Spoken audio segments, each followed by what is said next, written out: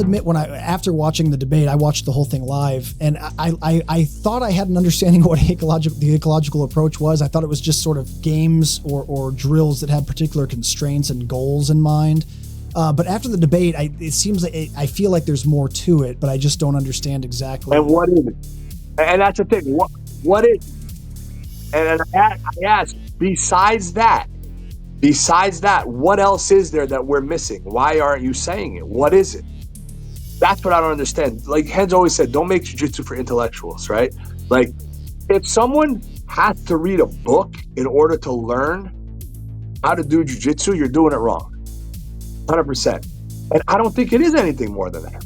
And if there is, why are you hiding it, right? Bullshit. Like, I mean, AI doesn't think there's anything more to it than that. Go look it up, right? So, I mean, I think you have a right idea about what it is. And what's this big secret that no one knows?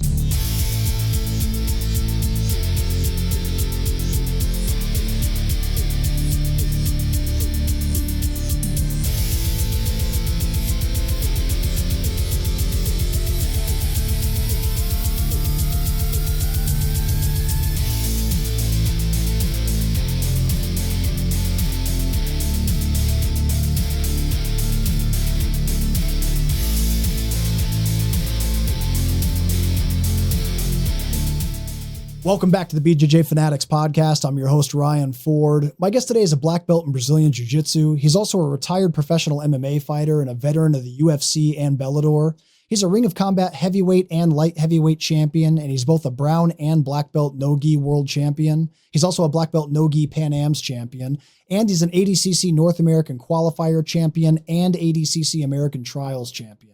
These days, he's the VP of grappling for 1FC, and he's also a highly respected instructor running his own successful academy, Ocean County Jiu-Jitsu in Forked River, New Jersey, and he's got over 60 affiliates worldwide. He's also an author of a book that he wrote called How You Bear It, where he shares the details of his very inspirational story. Ladies and gentlemen, making his 5th appearance on the podcast, Mr. Tom DeBlass. How are you today, Tom? Good, brother. How are you? Tom, it's been a while since you've been on the show, my friend, and you've been up to a lot since then, obviously. We have a lot of ground to cover here today. But I'd like to start with a passion project of yours that I think is really making a big impact out there. I've really appreciated your dedication to helping victims of bullying through your Buddies Over Bullies program. For people not familiar with it, would you mind explaining what exactly that is and where the inspiration came from?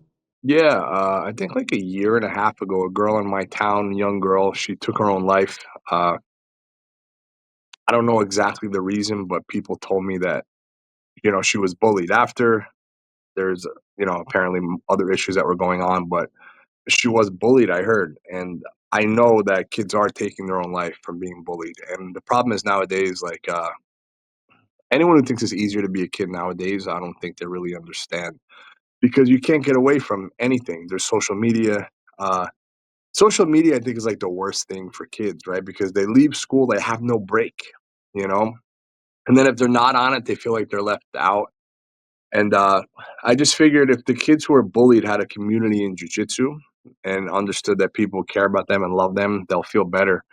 And what I do is I reach out to local academies in whichever area the person's in, because my reach is big. And one of the great things about having a big reach, I could post something and find the person within an hour, right? Everybody knows somebody, the 6 degrees of separation. And then what I do is I contact the academy where the child lives that's getting bullied, and I ask if they could sponsor the academy. If they could sponsor the child for 6 months free training. And then if they can't, I'll sponsor them. I paid for some private lessons and stuff like that for kids. I got them school clothes, book bags. We're sending a kid to Florida. So we're doing some nice things for these kids. A lot of the kids who are bullied, their parents don't have a lot of money. And we do our best to really support them. Sometimes they're bullied because of their clothing. So we get them new clothes. We buy them new clothes, So just anything that I could do to help, I'm looking to do. I've brought kids into my academy. I sponsored like over 50 kids in my school that were bullied. Just trying to do as much as I could. Tom, since you and I spoke last, I've actually become a dad, and this is something I think about a lot. I think you hit it on the head, man. In the digital age, bullying really has evolved in even worse ways. with social media, these kids don't get a break. As a teacher and a parent, how do you try to guide kids, including your own, through this increasingly chaotic world where everything is filmed and everything's posted online? The problem is they're desensitized to things as well. They see so much on social media. So for them to like, oh, go kill yourself, they say to a kid, they don't look at it as a big deal, where this kid's really taking it to heart, you know? And it's just, there's just a huge lack of compassion nowadays. It's very, it's alarming, you know? Don't post everything you feel. You have to be careful. You know, I've matured a lot online over the years as well. I used to post a lot of wild stuff, and you just can't because it never goes away. You know, I'm thankful I didn't have social media when I was 22, 23. Uh, you know, what I tell my kids basically is just to be a really good person, be kind to people, but take no shit. You know, like we don't take shit from anybody. I get some people that like to go at me a bit because you know, I'm a very proud Christian and Jesus lover, but I also do believe in violence. You know, very much so. So I teach the bullied kids to be violent with their bullies. You know, you can't just sit there and be a punching bag. You know, hopefully, just our words could get us out of every situation. I always want to take that road, the high road. I never want to fight if I don't have to, and I don't have any problems when I go out. Somebody bumps me, I say sorry. Uh, I haven't gotten. There's been one time I've been out where like this little like 120-pound dude. I was at a seminar, got like super drunk and started mouthing off to me, and I was probably the best person he could have did it to, because I was like, "Come on, man! Like, I don't have to prove anything to you." But so I do believe if you carry yourself with kindness, most of the time you should be okay. But you know, a lot of these kids who are kind, they don't have the confidence yet. So the bullies, they sense that. You know, so if you don't have confidence, bullies will go in on you. So for me, I think one of the reasons I don't have problems ever, even if I'm at a bar or whatever, which I really don't go to, is because I do have an aura of confidence around me, and people don't want to mess with someone who's confident, you know? So I just teach my kids to be kind, work hard, and stand up for yourself, you know, have boundaries and have self-respect, and don't let anybody cross those boundaries. Don't let anyone get in your personal space either, you know? Yeah, having the ability to set boundaries and really have the skills to back it up as well is really important. I mean, that's a life skill that I couldn't imagine not instilling in my kids. 100%. Yeah.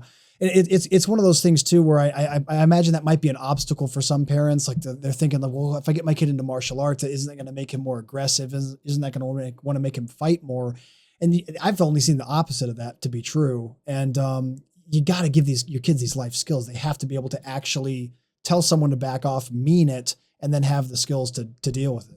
And why would you not want to know how to do something that someone else may know how to do that could put you in danger? And in my opinion, the more you learn how to fight, the less dangerous you're gonna be if you're in a confrontation. Like I know once I put somebody out, I gotta let go. You know, I know if I extend the arm past a certain point, it's gonna break. I don't want to break nobody's arm. I don't want to kill anybody if I was in a confrontation. I just want to do enough to be okay. You know, unless they hurt my family, that's different. But the more you know, the less you need to use. To be quite honest. Yeah, for sure. I think it's also one of those things where once you have an education on a topic, like I just recently got my black belt, and I And can congratulations on that, man. That's awesome. thank you, brother. I I think appreciate it's that. long over. I think it's long overdue, bro. I think it's long overdue That really means a lot coming from you, sir. I appreciate that. Thank you. for sure.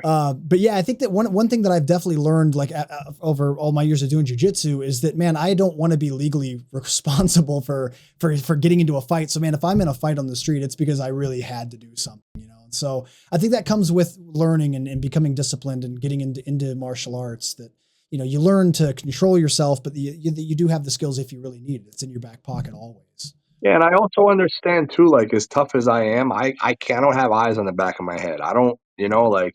And then if I'm ever with anyone else besides just me, if I'm with, you know, my woman, or if I'm with my kids, or my mom, then I'm putting them in danger as well. So it's like one thing I always tell Danielle, like, my girl, like, don't, if someone's talking trash to me online or anything, like, don't get involved. Just let it go, because I don't care, you know, if someone has a says something disrespectful to me, right? So if we're out and somebody bumps me, I don't care.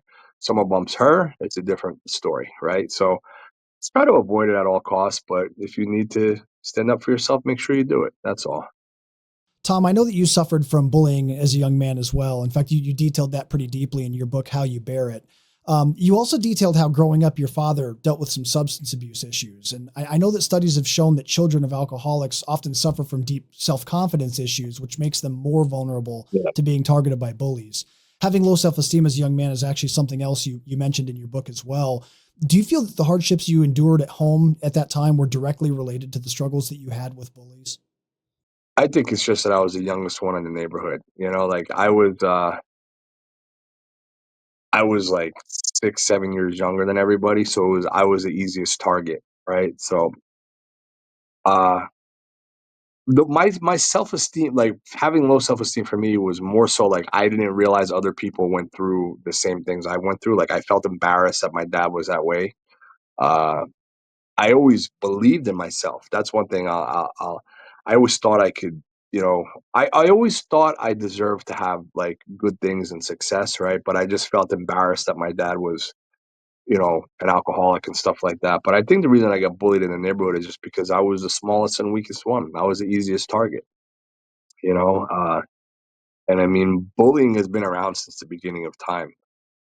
And it's like sometimes people take bullying further than they need to, and I was never like the victim of like bullying where it made me want to like take my own life or anything like that. I would just get my ass whooped. I got beat up a lot until I stood up for myself. And then I didn't have any problems after that.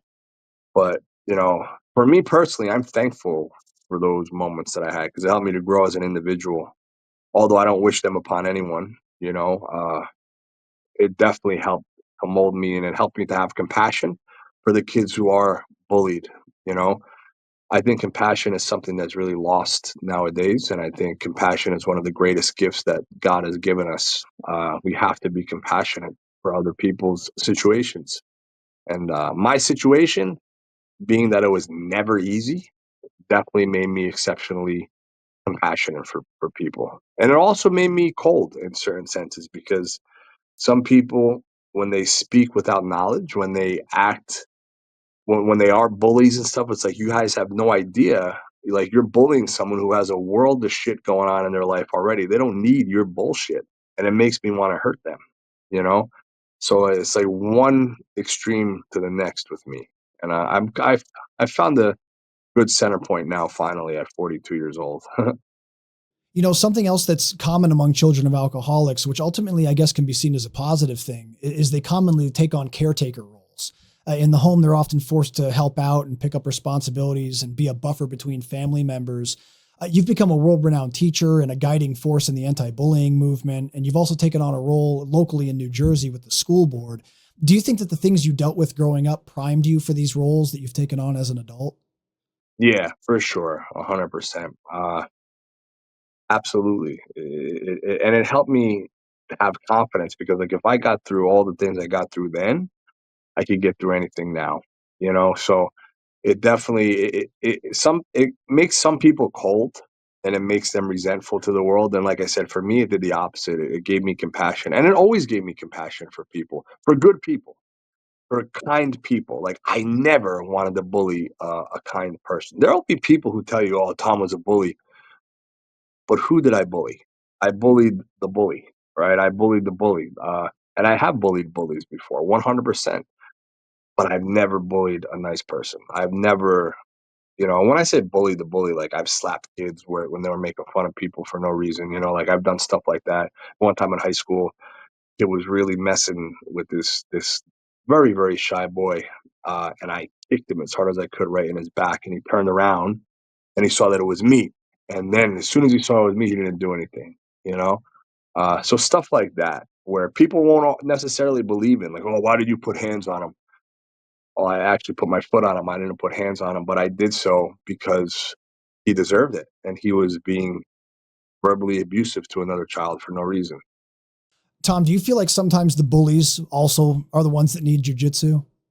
Absolutely. And I've done a lot of praying and I'm really trying to have compassion for the bullies, because most bullies come from really bad situations, but I just struggle to have compassion for them because I've also come from a bad situation, and I don't see how your bad situation makes you want to make other people feel worse than you did. So it's very hard for me.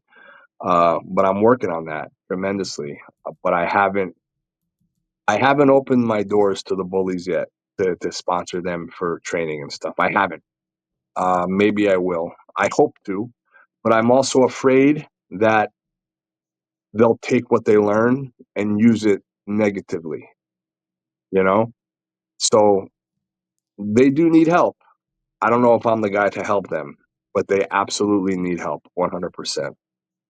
No, Tom, I appreciate that answer because that's something I've struggled to balance in my mind as well. Like growing up, I remember bullies that did not come from bad homes. I remember some guys that came from like affluent areas, functional families. They were just dicks and they were just mean to other kids for whatever reason. And you want to help people out there, but there's also sociopaths out there. There's people who are just shitty people. And you certainly don't want them having the tools of jujitsu to further hurt people even more than they already can. It's a tough one because there are people who are bullying and lashing out because of a horrible situation at home, but then there's other people that are just bad people. And there's people who forgives. Like I've seen the other day, I was watching something like where this guy killed somebody's father, and they're like good friends now. Like he repented, he feels so sorry, and he's like good friends with the son of the father he killed. Uh, that couldn't be me. And I understand loving Jesus, that should be me, but that's not me, man. Like that, I don't have that in me yet. So I gather that means I have a long way to go. I don't like bullies, and it's hard for me to forgive them, but I want to. I'm working on it. Yeah, I think I'm probably in the same category as you. I don't think that would be a very easy thing for me to forgive either. But Tom, they say that helping others is the true path to happiness. And you've mentioned in the past that your whole life you've suffered from depression, specifically seasonal depression. How's giving back through jujitsu and outside of jujitsu in the ways that you do helped you battle depression within yourself?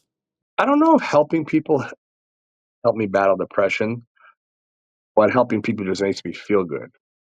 So I ask myself, like no one would know this right now if I wasn't talking to you about this. I do stuff all the time, and once in a while I'll post about it to hopefully encourage people to do the same. But yesterday I walked into the men's bathroom with my son, and there was somebody in there cleaning up, super super nice, very kind, and you could tell they just didn't, that they're cleaning bathrooms. So I handed them $100 bill, and they were so thankful, and that made me feel really good. And again, I'm only saying that right now because we're talking about what makes me feel good. I do stuff like this often, and it makes me feel good. So I ask myself, am I doing it to make myself feel better, or am I doing it to help them? But then I ask myself, why can't I do both? Right? Because helping people does make me feel better. So I think I'm doing it for them and myself. And I think it's okay to do things for ourselves. Nowadays, you'll get people saying, "Oh, or when people post good deeds." Now, listen, I agree. When you go up and you hand a homeless person food and then to post it for the world, if that's your intent, just to get likes, that's silly. But I do believe that showing good things is a good thing, you know, uh, because it inspires other people to do the same. And I think we need more inspiration. There's a lot of negative out there. We need more positive. Tom, there's a lot of people out there who suffer from depression. And for the ones listening to this podcast right now, what advice would you offer them in regards to staying consistent in jujitsu while battling depression? Because I know for many that can be a pretty tough thing to do. It can be hard to pull yourself off the couch and get the training. I think the things that you could control. And one thing affects everything. Like, make sure your diet is decent. Make sure you're drinking lots of water. Try to sleep. And I take Prozac. I'm telling you straight up. A lot of people don't agree with it, but a few years ago, when my dad died, uh, my dog died, my next dog died. I was going through like some crazy personal stuff. Like I needed it, and I knew I needed it, and it helped me. It helped me tremendously. Uh, so I'm not opposed to medication. I'm opposed to tons of medication, but like for me, I actually needed it, and it's really evened me out, and it's allowed me to sleep at night. Like rather than taking Ambien before I go to sleep, I hate Ambien. I used to take it. It put me in such a terrible mood. Uh, I take Prozac, right? Because the reason why I wouldn't sleep before is because I would have intrusive thoughts, racing thoughts, racing thoughts. But now with the Prozac, I don't have racing thoughts. I can compartmentalize things better. So my advice to people is it's more than just doing jujitsu. You have to do everything the correct way, you know? And sometimes going to jujitsu makes people feel worse. And you got to ask yourself, why does it make you feel worse? Is it truly the environment, or is it your own self creating something that doesn't exist? Are you competing against other people when you shouldn't be? Are you thinking your instructor is shortchanging you when he's not? We tend to have a very selfish outlook on life, thinking that me, where instructors have a lot of stuff going on, man. Like sometimes I get irritated when people message me, but when people just message me to just like want to shoot the shit. It's like, I don't have time, man. I don't have time. I don't have time to sit around and talk on the phone. Or do you got time for a phone call? Honestly, no, I don't, bro. If you want to get in touch with me, shoot me a voicemail and I'll get back to you ASAP, because I really don't have time. You know, you saw scheduling this interview was like super hard. Uh, so I think, and the thing is, for me, if I tried to make time for everybody, that would make me depressed, because it's something that I can't do. Right. So I think when you are feeling depressed and stuff, like, ask yourself, what can you actually take control of and change and make better, and do that. And, set small boundaries, maybe train once a week or twice a week. It is a proven fact that when you exercise, it releases, endorphins, and you feel better, and depression is lessened for sure. So you should do that. But at the same time, if you're training super hard and then afterwards you're drowning the night away in vodka and whiskey, you're not doing yourself any good. You have to do everything the correct way. You have to try to, at least. Tom, speaking of roles you take on, tell us more about your position as VP of grappling at ONE FC. Congratulations again on that. That's really cool. What's been your biggest learning curve so far in your new position there? Man, so Patri asked me, we've been personal friends, and he just asked me pretty indirectly, like, hey, do you want to also be like Leo Vieira is the vice president? Do you want to be the vice president as well? And I didn't really know what it entailed. So I was like, sure, no problem. Man, it's a lot. Like having an executive position in a multi-million dollar company. We have meetings every single night. Some of them are like 12 a.m. to 3 a.m. because they're on Singapore time. Uh, the biggest thing I learned, honestly, is a lot of athletes just need to do better all around. You know what I mean? Like, they need to understand how you do one thing is how you do everything. Like, I understand like the business point of view, because for me, I was always an easy athlete to deal with. If I was asked to do something or get something in or get it signed, I would do it. Some people you have to chase, but we have a really good team at ONE. We have a really good group of people, men and women. When I say team, we're actually on Microsoft Teams, and man, every day we're together, talk. People have no idea how much work it entails, to make things look the way they do.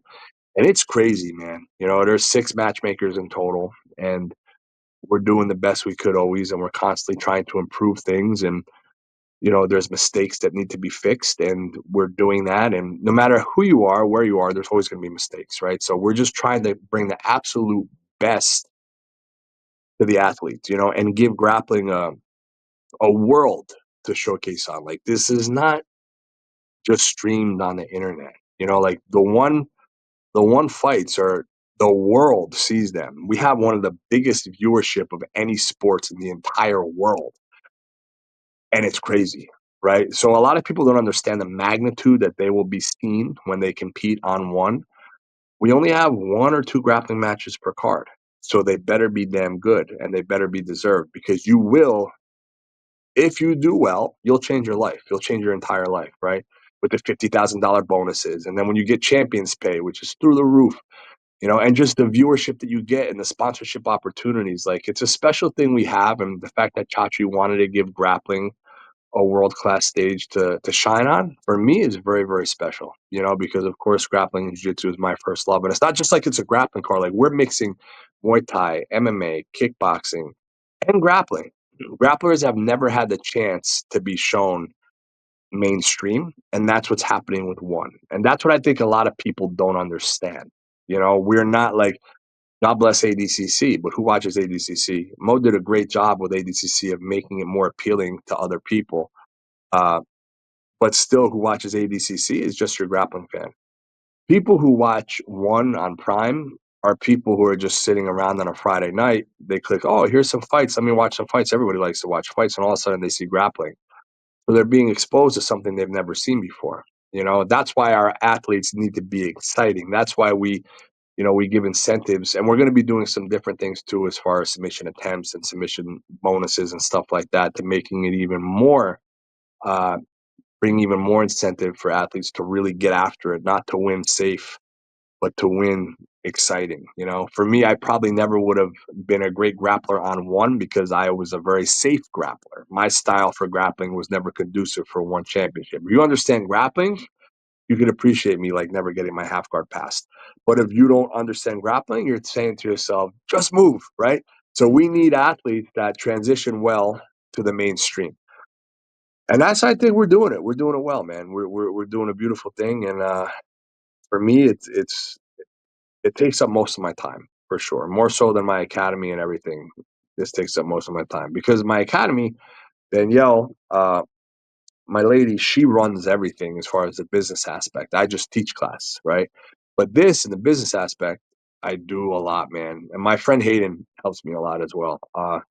He's my black belt from Maine. He has flow jiu-jitsu. He's really like tech savvy and really, really good with these things. So like he helps me a lot with like a lot of like the paperwork and stuff like that. I'll tell him exactly what to do and then he'll get it done. And it works, man.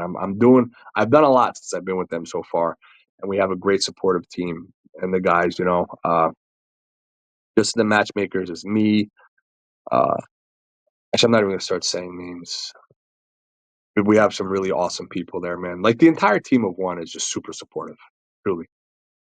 Yeah, I mean, obviously, I think the product is amazing, and man, we are in really exciting times in grappling. We're hitting milestones that I thought would never ever happen in grappling, and it's really Yeah, exciting to see all the opportunities that are popping up regularly for guys to make money in jiu-jitsu. I'd like to zoom in on something you said there. You said that you feel athletes need to learn to do better in general. Would you mind elaborating on that and explaining what you mean by that? yeah, I'll provide. Like if somebody asks for your walkout song, send your walkout song. Don't wait until it's too late and then complain. And I used to get the same thing when I ran ADCC trials. We'd have registration open for 6 months. Then registration would close, and all of a sudden you have people, oh, registration closed. I didn't know. Well, where were you the 6 months we were saying that it's open? You know what I mean? Like, be diligent and be aware. Understand that you're an adult. So act like it because things will get much better. Success doesn't happen by coincidence. Success happens. And listen, no matter what anyone wants to say about me, love me or hate me, results are results, man. Like I get shit done. And I do so because I've been successful because of that, because I get shit done. If I'm told to do something, I do it. If I need to do something, I do it. I was very coachable, like all these things matter. So it's like when we have to ask an athlete 3, 4 times, and it's not just one, like it's every athlete out there. Like I said, for ADCC was the worst because we would literally have hundreds of people complaining that registration closed on that. The one year we had 8 months open registration, 8 months, and then people had the nerve to complain that it closed. And then if you don't get them in, you're the bad guy. Like, come on, man. There's a lot to do. I think a lot of athletes think that they're the only athlete out there. We have an entire show to put on. Like you're one small piece of the puzzle, just like I'm one small piece of the puzzle. We need everything to fit together for smoothness. So the more diligent athletes are, the better things are, right? So, and also, like, there's a lot of times we're offering athletes matches all the time. And I can't tell you how many times athletes turn down matches. This is something that surprised me the most. Uh, you'll hear people say, "Oh, I'm not getting as many fights as I want." Well, no, you're getting the opportunity. You're just not getting the fights that you want. A lot of athletes want easy fights. No, we want exciting fights. And we're not going to give you an easy fight when you have the opportunity to win, in one day, like for a 10-minute grappling match, like well over 50,000. So, yes, I have seen athletes in the past or recently just all the time, like I didn't have a say when I was an athlete. Like, they would tell me who I'm going to fight and I would fight them. Now I find myself like working with athletes a lot more. I don't realize they understand if they understand how lucky they are, right? Like, they're just very lucky for sure. Athletes across the board right now are very lucky, you know? So the whole turning down fights to me, like once you get to a certain level, you just shouldn't turn down matches, you know, and that still happens all the time, man. And that's what's crazy to me. Yeah, I mean, I remember when I was a white belt seeing brown and black belts out there competing really, really frequently and really heavily and being real serious about it. But man, I mean, they'd be lucky if they won like a free gi or something at a tournament. That's like that was like the extent of what you could earn. So I mean, they would have absolutely killed to be in today's scene where you can really make some decent money. And it's sad because a lot of these guys, like, you know, they competed hard for a long time, but then they hit 40 years old or whatever. And they're kind of like, man, I got to go get a real job. I got to kind of, you know, pivot, or they have kids, they have families and stuff. So man, these guys today, they don't understand how lucky they are to be starting at a point where you can earn money if you're dedicated enough, you know? No, bro. Listen. I won the trials 3 times. I competed in ADCC 3 times. I've won in Bellator. I fought around the world, and none of the money that I have is due from winning competitions, right? Like I'm fairly successful and monetary wise, and that has nothing to do with like I had no opportunity like this, right? Like the most I got from a grappling super fight was like a couple $1,000 at most towards the end of my career. You know, like it's a different world nowadays, man. You know, the fact that you could actually make a living through jiu-jitsu is quite interesting, and it's a beautiful thing. But I hope it is appreciated, and I hope they also understand competition doesn't last forever. So what are you doing? Are you building bridges or are you burning bridges? Which one? You know? Absolutely. Well, man, I can't wait to see the continued growth and what you guys do at ONE FC. I think you're the perfect guy to have in position there. So congratulations again. And yeah, it's really Thanks, brother. exciting times. Like I said, I'm looking forward to seeing what comes next. Tom, I'll tell you what, we've reached about the halfway point of the show here. You haven't done this with me yet, even though you've been on 5 times now. This will be the first time that you've played the Pummel game. The Pummel's a series of random questions that I do halfway through the show. Some of these are about jujitsu. Some of them have nothing to do with jujitsu. But if you're down to play the Pummel game, I'd like to play this game with you. Let's do it, bro. Let's go. All right, man. Question one. What's the largest animal you think you could beat in hand-to-hand combat? Oh man. Um, it really depends. I mean, it depends if I could get to its neck or not. Like I'm not beating a bear, I'm not beating a big cat, none of that's happening. Like a strong dog, maybe, if I could get to its neck. You know, maybe if I could get to like a pit bull's neck, but if the pit bull gets to my neck first, I'm in trouble. But I don't want any smoke from any animal. I don't even want to deal with jellyfish. Like I I love animals. I don't think I'm tougher than them. I can't beat a grizzly bear. And there we go.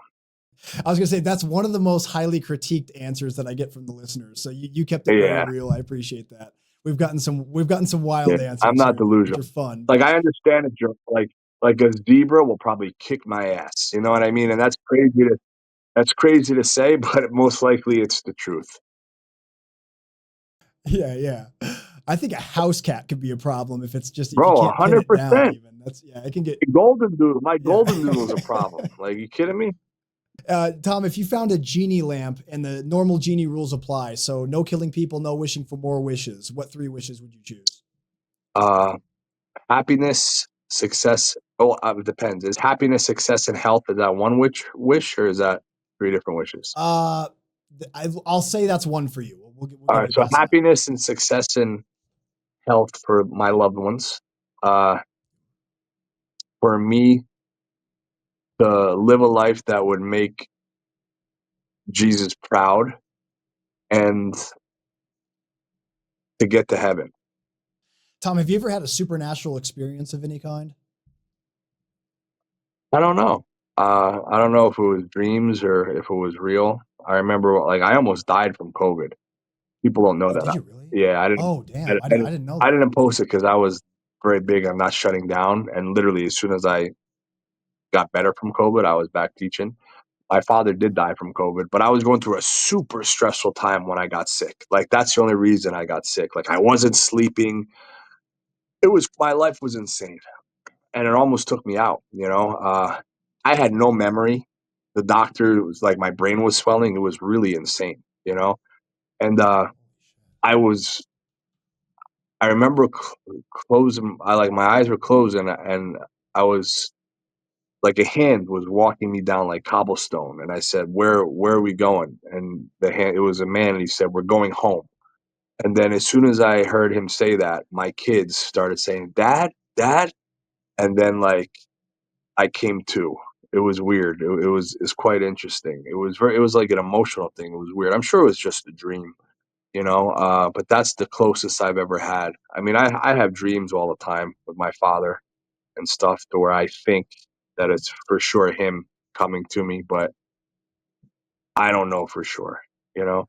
Dude, yeah, again, I sent you your condolences when he passed, but Yeah, again, thank I'm you. sorry, I sorry you lost your appreciate dad, that. man. Thank you. But that's, yes, some dreams can feel that way though. Yeah, they can feel very, very surreal and intense, and who knows, man? Who knows if that's energy being sent from somewhere else? You never know, 100%. you know. Yeah. What do you think is the worst job that you've ever had in your life? Uh, I don't think any job that I had was terrible. Like, I was a pizza delivery boy. I was a camp counselor. I was a school teacher. They all had their perks and they all had their negative. You know, like, I think jobs are what you make of it.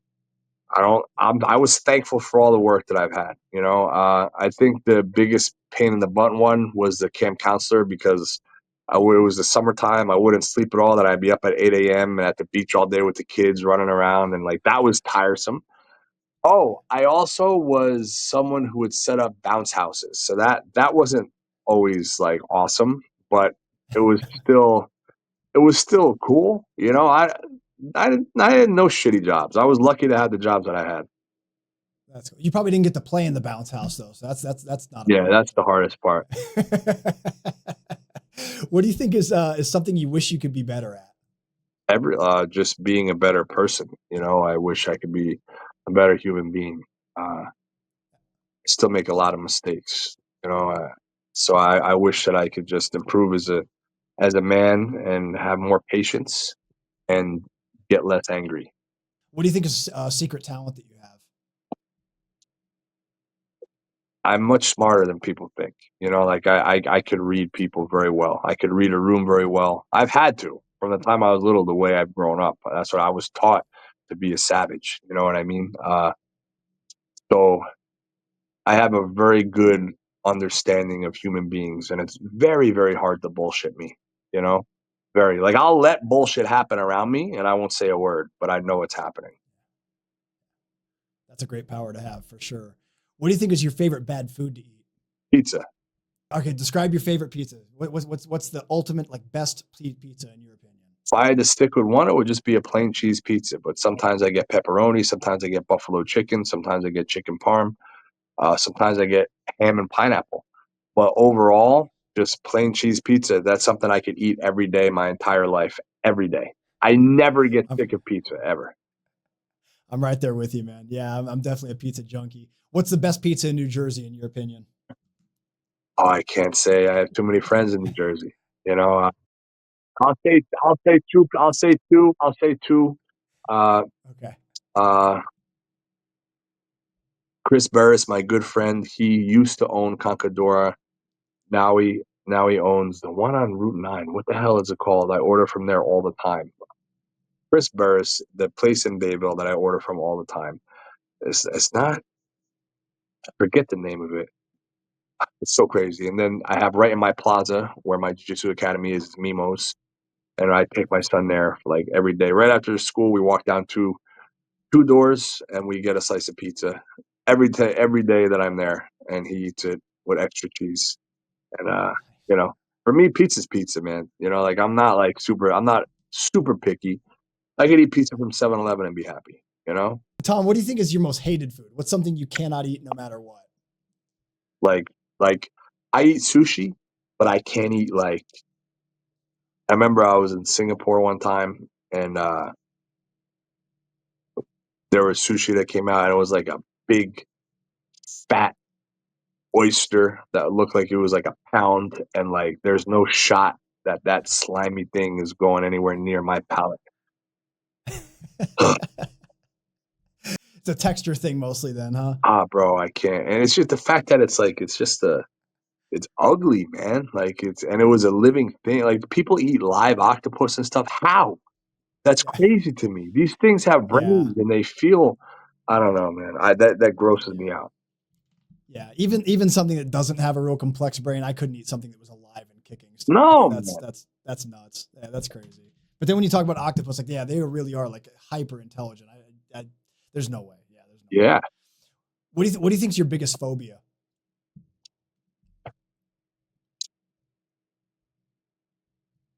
I'm really not scared. I don't really care. I guess if I had what is my biggest fear is something bad happening to my loved ones, you know. But there's nothing that really freaks me out or anything. I'm not afraid of heights or I don't care, you know. The only reason I need to live is for my loved ones. Otherwise, I don't really care to live. Not that I'm depressed, but I just don't care. I have faith. I know where I'm going, so I'm not afraid to die. But I need to live because of the people that I love. Who do you think's your favorite superhero? Jesus, only him. Beyond him, if I had to actually get like nerdy, I would probably say, I guess Superman because he's like the toughest, right? I don't really know too much. I think Wolverine's pretty cool. Uh, the Flash is pretty cool. You know, anybody who's invisible is pretty cool. There's a lot of cool superheroes. That's why they're superheroes, right? Spider-Man's pretty cool. Is he a superhero, Spider-Man? Oh yeah, dude. Oh yeah, it's my son's favorite. It's Spider-Man, dude. Yeah. He's I know absolutely. Batman's not a superhero, right? Oh no, he is. Yeah, totally he is. He is. He doesn't have superpowers, but he's still a superhero. Yeah. Okay.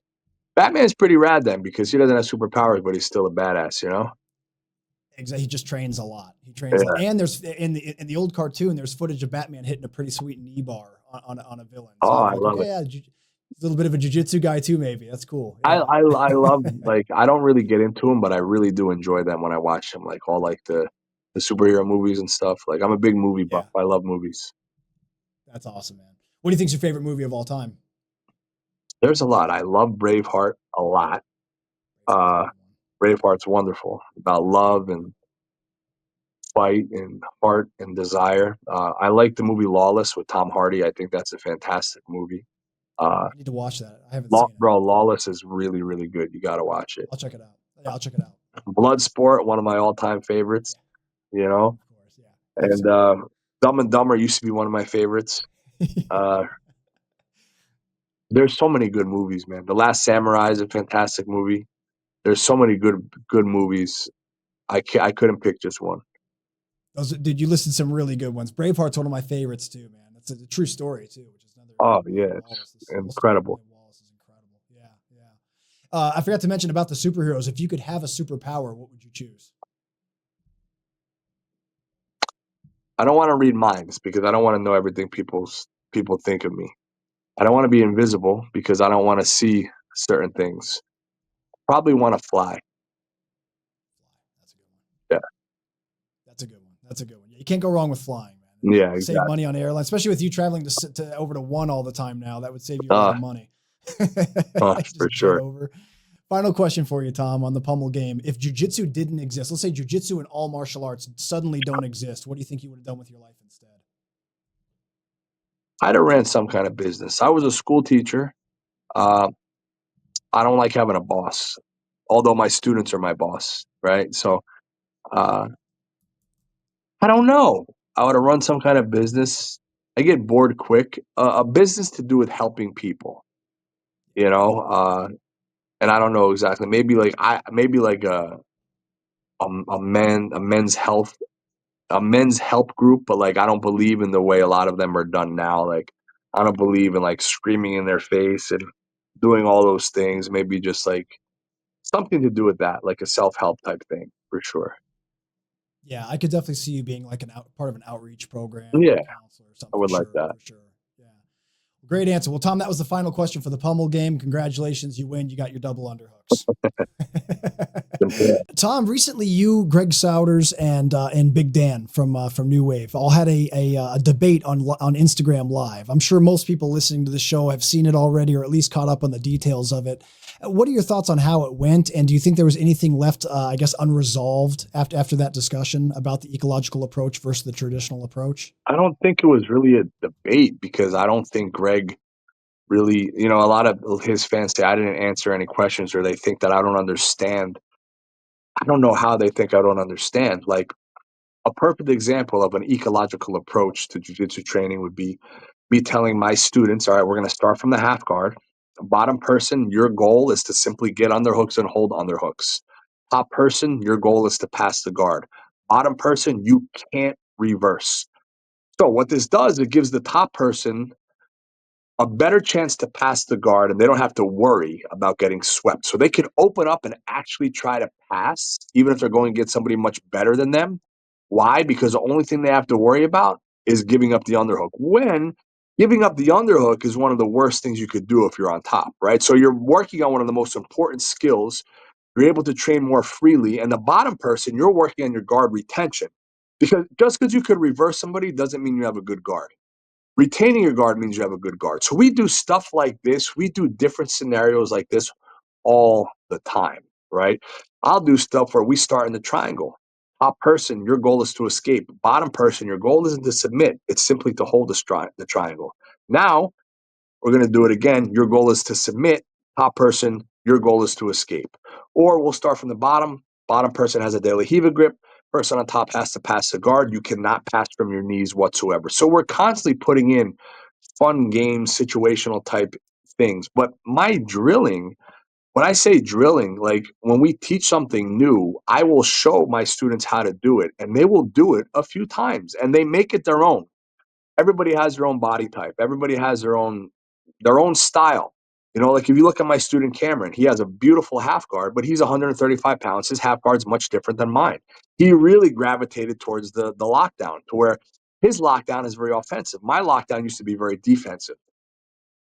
But drilling, muscle memory, repetition, I think is imperative. And, when I used Kobe Bryant and Michael Jordan as an example of shooting thousands of shots hours before the game and hours after the game, and he said he doesn't think that helped them whatsoever.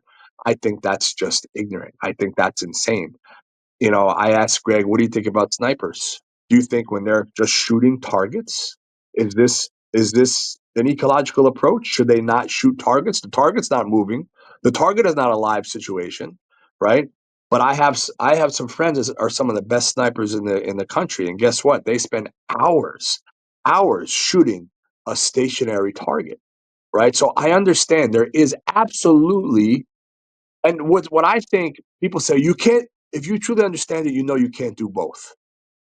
No, you can do both, right? You can. You don't have to shut the door on one, right? So I believe in drilling, and then I believe in the ecological approach, and I believe drilling shouldn't be like 50 arm bars for arm bars. Like no, a lot of the ways we drill, we start. I'll say, all right, inside single, take your partner down to the ground. Leg drag pass, person on the bottom, roll to your knees, person on top, take the back, person on the bottom, escape the back, right? So that's a drill in itself, but it's not your typical drill that we used to do in the year 2000, right? So I think a lot of it's people are already doing. I don't think there's any wheel being reinvented.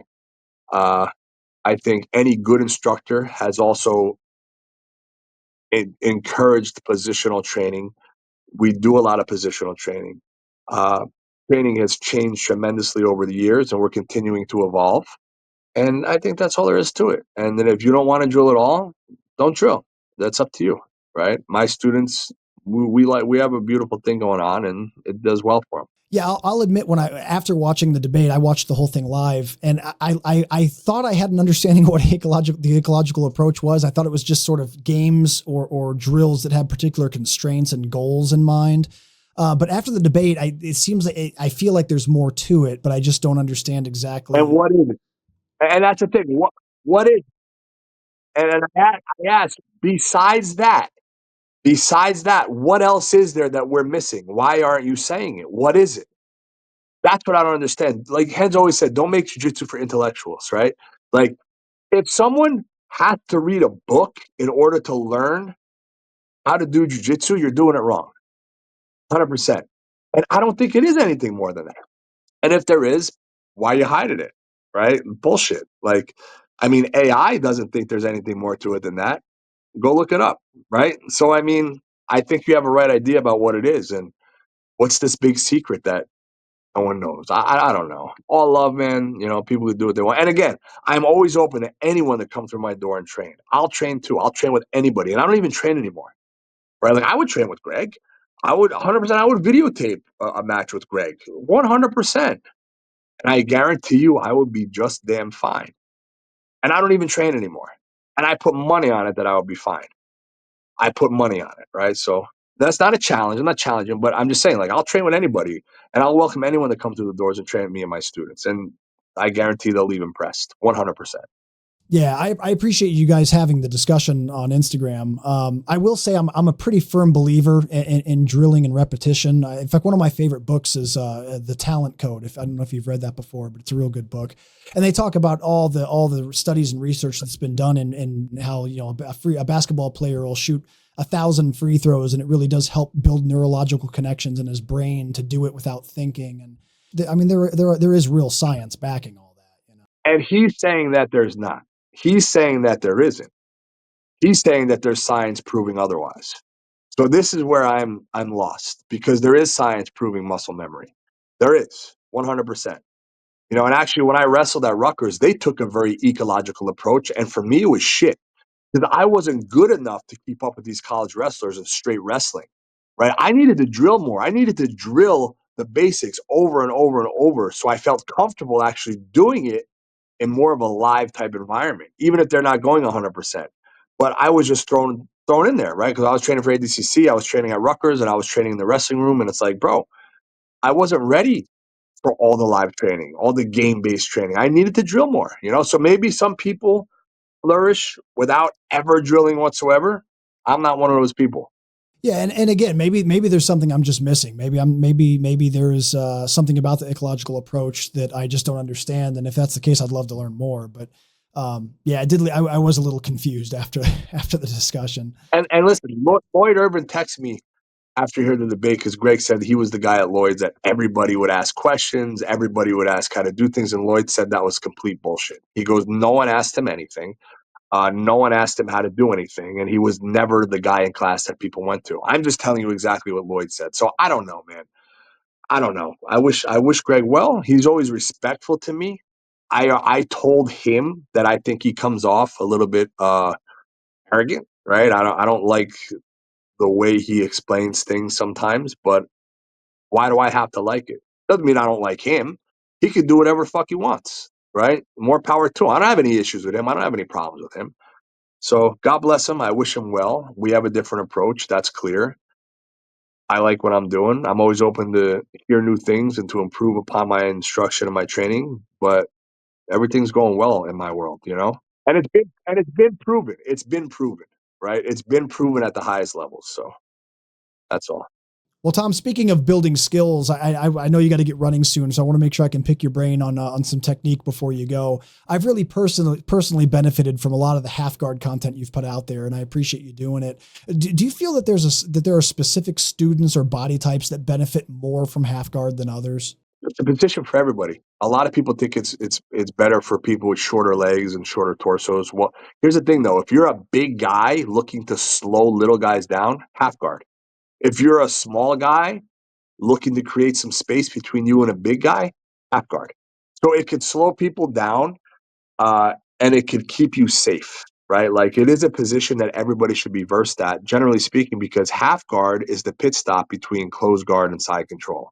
So a lot of people stop at half guard and they try to pass from half guard. I love to pass from half guard and I love to play the half guard. So I think that that's an irony, right?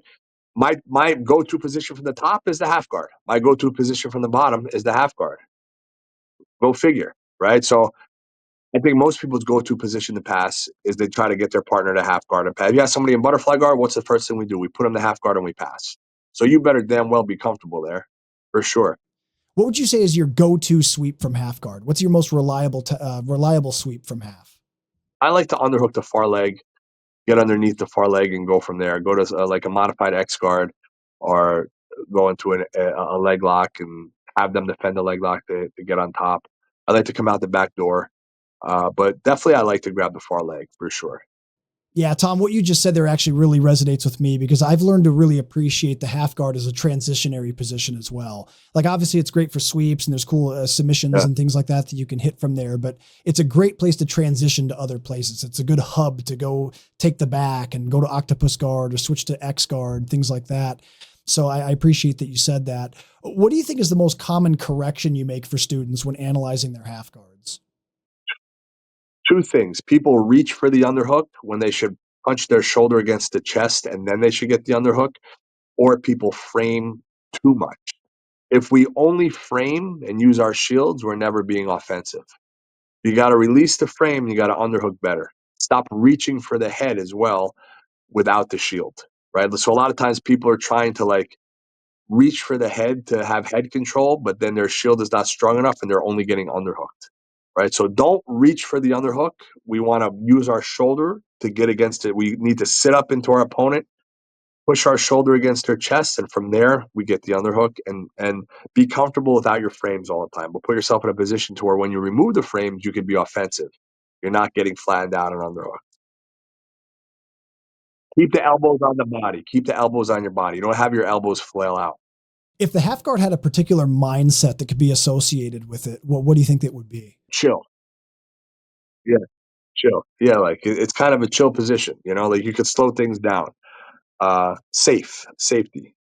It's a safe position. Uh, and it is a kill position. There's a there's many things, multitude of things that we could do from the half guard, whether it's rest or attack. Well, guys, like I said, Tom's half guard content he puts out there is really outstanding. It's helped me a lot in my own game. I'm sure it can help you as well. He's got an excellent instructional with us called Half Guard Domination that's available right now at bjjfanatics.com. It's one of our best sellers. It doesn't really matter if you're a white belt or a black belt. Like there's stuff in this instructional that's going to be really helpful for everybody. So go check it out at bjjfanatics.com. Tom, in closing, man, what are some things you hope to accomplish this year? What are some things that you hope by the end of 2025 you can get done? Just continue to push grappling in one, continue to be a better instructor, better partner, better father, and remaining happy and healthy. That's literally all I look to do. Well, folks, unfortunately, we're fresh out of time. Tom, it's great to have you back for the 5th time on the show, my friend. You're welcome back anytime you'd like to come back. I appreciate all the insight you gave today, from half guard stuff to the ecological and traditional debate that's going on right now in the world of jiu-jitsu, and also about bullying and everything in between that we talked about today. You're always welcome back, my friend. Thank you for making time for me, man. I appreciate you, Ryan. The pleasure was mine, Tom. I appreciate it. For anyone out there that wants to keep up with Tom, it's real easy to do so. He's active on all social media platforms under Tom DeBlass. He's also got tomdeblass.com, and he's got his academy's website, oceancountybjj.com. If you guys are ever traveling through New Jersey, his school is one of the premier locations that you got to drop in and get some training at. But if you can't make it to New Jersey, you can learn from Tom anywhere in the world here at BJJ Fanatics. His instructional we talked about in depth today is called Half Guard Domination. It's one of our best sellers, and it's personally helped me a lot, so I can personally really recommend it to you. He's got plenty of other instructionals as well, so if half guard's not something you're working on at the moment, there's plenty of other things he's covered as well. Check it out at bjjfanatics.com. And that's going to do it for this episode, everybody. I really appreciate you tuning in. Please stay tuned for the next episode of the BJJ Fanatics podcast.